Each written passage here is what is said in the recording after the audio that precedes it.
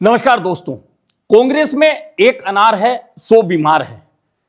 लेकिन भाजपा के पास अनार तो 2 है, लेकिन बीमारों की संख्या वहां भी कम नहीं है। और अब यह अनार कांग्रेस का कौन ले जाएगा, किसके हिस्से में आएगा, और 2 अनार जो बीजेपी के पास है वह किस किस को बांटेगी, किस में हिस्सा करेगी, यह समस्या बीजेपी की है।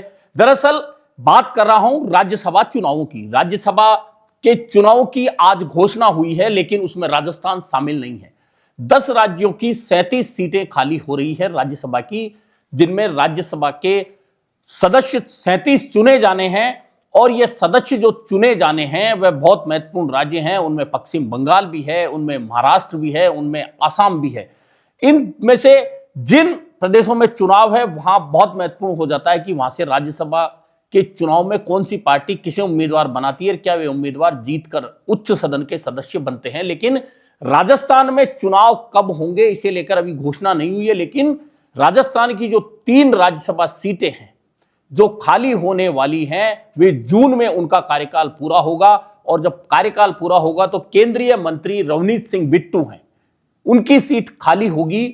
राजेंद्र गहलोत हैं जो राजस्थान के बीजेपी के वरिष्ठ नेता हैं, उनकी सीट खाली होगी। और नीरज डांगी कांग्रेस के राज्यसभा सदस्य हैं, उनकी सीट खाली होगी। यानी कि 1 सीट कांग्रेस की, 2 सीटें बीजेपी की खाली होंगी। लेकिन 3 सीट के ऊपर कौन जाएगा कौन नहीं जाएगा यह बहुत महत्वपूर्ण रहने वाला है। दरअसल जो आंकड़ा है विधानसभा का, दरअसल सदस्यों का जो आंकड़ा होता है वह तय करता है कि कौन सी पार्टी कितनी सीटें जीतती है।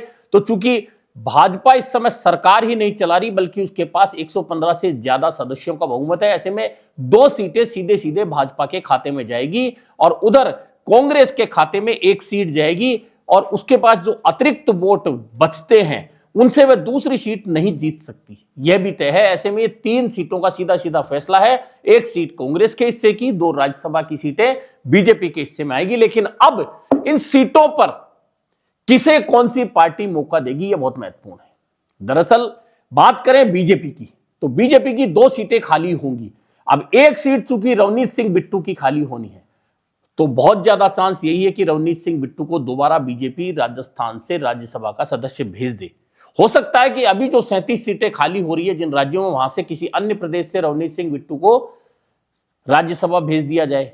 लेकिन ज्यादा संभावना यह, क्योंकि पंजाब में अभी भाजपा के लिए कोई चांस नहीं है कि वह पंजाब के नेता को पंजाब से राज्यसभा का मेंबर बनवा सके, क्योंकि उनके पास विधायकों की संख्या नहीं है।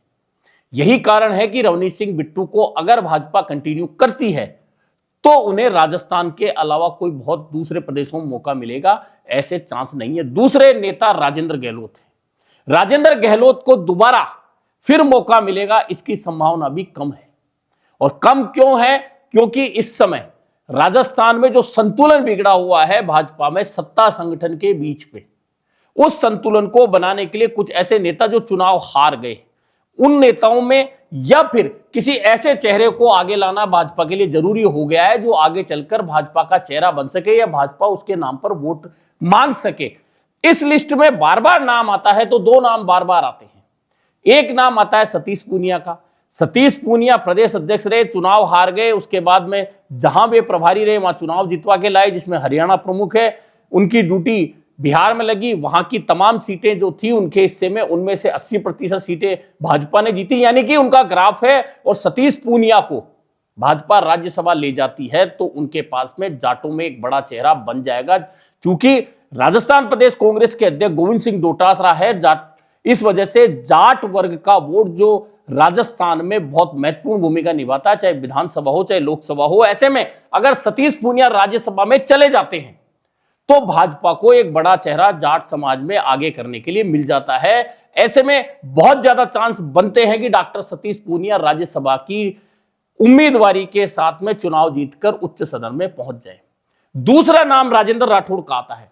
राजेंद्र राठौड़ चुनाव हारने के बाद से, हालांकि उनका ग्राफ गिरा इसलिए है कि वे लोकप्रियता की बात, क्योंकि पहले विधानसभा चुनाव हार गए, फिर लोकसभा चुनाव में राजेंद्र राठौड़ और कसवा परिवार का जो झगड़ा पुराना चला आ रहा था, उसमें इस बार राजेंद्र राठौड़ ने राहुल कसवा का टिकट भाजपा से कटवा दिया। यह आम चर्चा रही और यह टिकट कटा तो राहुल कसवा को तुरंत कांग्रेस ने लपकार। उसका असर जो आया काका भतीजे की इस लड़ाई का, जो पूरे चुनाव में लोकसभा में चर्चित रही, और 6 सीटें जो जाट सीटें प्रमुख थी वहां पर इसका असर पड़ा। और ना सिर्फ चूरू बल्कि झुंझुनू, उसके बाद में सीकर, उसके बाद में नागौर इंडिया गठबंधन की सीट, उसके बाद बाड़मेर, मतलब तमाम सीटों पर जाटों के अंदर इसका असर हुआ।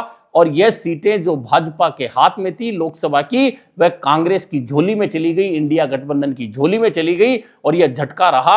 और राजेंद्र राठौड़ की चुनावी हार के बाद में लोकसभा में उनका एक निर्णय गलत जो माना जाता है, उसका असर भाजपा पर पड़ा। अब भाजपा में राजेंद्र राठौड़ भी ऐसे चेहरे हैं जो मुख्यमंत्री और सरकार के बचाव में आए दिन खड़े होते हैं। सरकार में चूंकि अभी जो मंत्री हैं, मंत्री परिषद, उनमें एक भी चेहरा ऐसा नहीं है जो सरकार का बचाव प्रभावी ढंग से कर सके। इसलिए आपने देखा होगा जब भी कोई बड़ा मुद्दा आता है, राजेंद्र राठौड़ को पार्टी आगे करती है और राजेंद्र राठौड़ पार्टी का बचाव करते हैं। और पिछले दिनों ही, अभी हाल ही 1 हफ्ते पहले उनकी अमित शाह से जो मुलाकात हुई है, उसको इसी संदर्भ में देखा जा रहा है कि राज्यसभा के जो चुनाव आ रहे हैं उनमें एक चेहरा राजेंद्र राठौड़ बन जाए। अब चूंकि सतीश पूनिया और राजेंद्र राठौड़ दोनों को भेजकर राज्यसभा में भाजपा यह जताए कि जाट और राजपूत का गठबंधन में रखना चाहती है और दोनों ही नेता उसकी जरूरत है, यह दिखाएगी, या फिर एक नेता केंद्रीय आला कमान की मर्जी का होगा और एक नेता यहां से भेजा जाएगा, यह देखना बहुत महत्वपूर्ण होगा। या फिर भाजपा चूंकि हमेशा चौंकाती रही है, कई बार ऐसे चेहरों को मौका दे देती है जिस पर लोगों का ध्यान नहीं होता, तो क्या इन दोनों नेताओं के अलावा ऐसे भी कुछ चेहरे हैं जिन्हें भाजपा सोच रही हो कि इन्हें सीधा राज्यसभा में भेजने से पार्टी को निचले स्तर पर वोटों में फायदा हो सकता है? तो क्या वे चेहरे हो सकते हैं, यह चर्चा है। इधर कांग्रेस की बात करें तो पूर्व मुख्यमंत्री अशोक गहलोत की नजदीकी के चलते नीरज डांगी को मौका मिल गया। नीरज डांगी एससी से आते हैं, लेकिन नीरज डांगी के राज्यसभा भेजने का फायदा कांग्रेस को कहीं भी हासिल नहीं हुआ।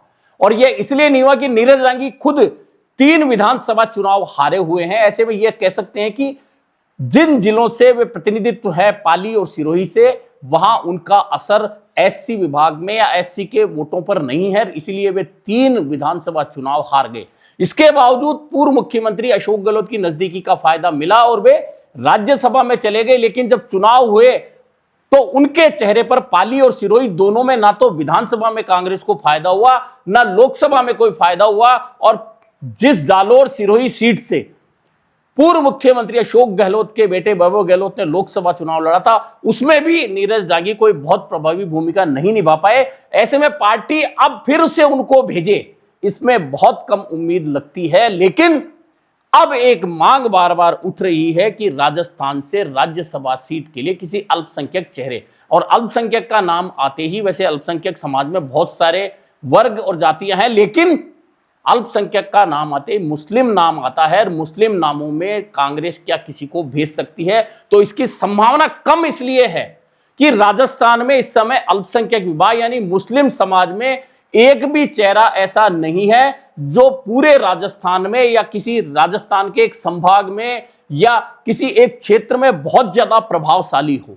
हालांकि इच्छा बहुत सारे अल्पसंख्यक नेताओं की हो सकती है कि वे राज्यसभा में चले जाएं।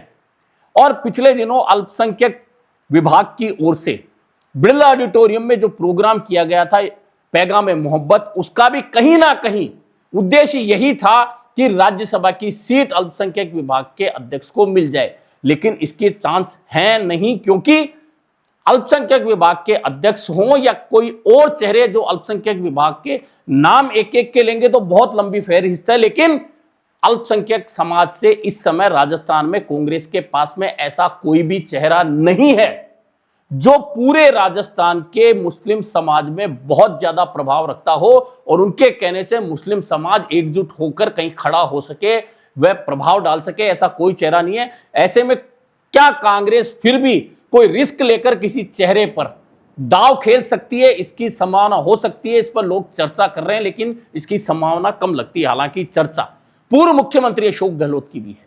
अशोक गहलोत विधायक है सरदारपुरा से, लेकिन कहा जा रहा है कि अशोक गहलोत को राज्यसभा में भेजा जा सकता है। इसके पीछे कारण यह बताया जा रहा है कि पार्टी के अंदर शक्ति संतुलन और नेताओं की गुटबाजी है। अगर अशोक गहलोत दिल्ली चले जाते हैं राज्यसभा में, तो राज्यसभा में उन्हें नेता बनाया जा सकता है, उपनेता बनाया जा सकता है और एक प्रभावशाली चेहरा पार्टी को दिल्ली में मिल सकता है। क्योंकि अशोक गहलोत के संबंध अन्य पार्टियों के नेताओं से है, ऐसे में इंडिया गठबंधन को भी इसका फायदा मिल सकता है। यही कारण है कि अशोक गहलोत की भी चर्चा राज्यसभा चुनाव के लिए है। लेकिन क्या पार्टी यह करने जा रही है, यह तभी पता चलेगा जब चुनाव की घोषणा होगी और दावेदारों के नाम सामने आएंगे, पार्टी आलाकमान उन पर चर्चा करेगी। लेकिन फिलहाल तो जून में जो 3 सीटें खाली होने जा रही हैं, उन तीनों सीटों के लिए भाजपा और कांग्रेस में कई दावेदारों ने अपने अपने स्तर पर प्रयास शुरू कर दिए हैं। अब उन प्रयासों में सफलता किसे मिलेगी, किसे नहीं मिलेगी, यह बाद की बात है। लेकिन यह राज्यसभा चुनाव बहुत महत्वपूर्ण होने वाला है, क्योंकि इसके जरिए दोनों पार्टियां जिन चेहरों को आगे भेजेंगी, वह पार्टी के भविष्य के चेहरे नजर आ सकते हैं। और वे भविष्य के चेहरे कौन से होंगे, यह देखना काफी महत्वपूर्ण होने वाला है। अभी के लिए इतना ही, फिर मिलेंगे नए मुद्दे पर चर्चा के साथ।